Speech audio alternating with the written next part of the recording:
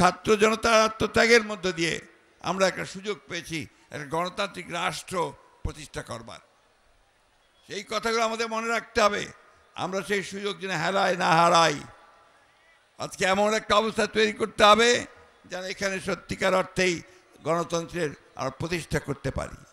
আরেকটা কথা আমি অনুরোধ করব সকলকে, যে আপনারাই হচ্ছেন সেই ভ্যানগার্ডস, আপনারা হচ্ছেন সেই পাহারাদার, গণতন্ত্রের পাহারাদার।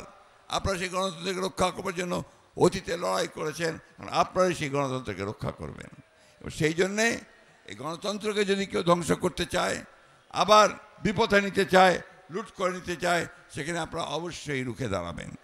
আমি বক্তব্য বাড়াবো না, শুধু এই সরকারের যারা দায়িত্বে আছেন তাদেরকে অনুরোধ করতে চাই, এখনও আমলাদের মধ্যে, সরকারের মধ্যে সেই ফ্যাসিস্ট আওয়ামী লীগ সরকারের অনেক প্রেতাত্মা অবস্থান করছে। তারা সমস্ত যে প্রচেষ্টা আমাদের গণতন্ত্রে ফিরে যাওয়ার, সেই বাংলাদেশকে ফ্যাসিস্ট মুক্ত করবার, সেটাকে নস্যাৎ করবার জন্য তারা এখনও বসে আছে, চক্রান্ত করছে। এই চক্রান্তকে রুখে দাঁড়াতে হবে।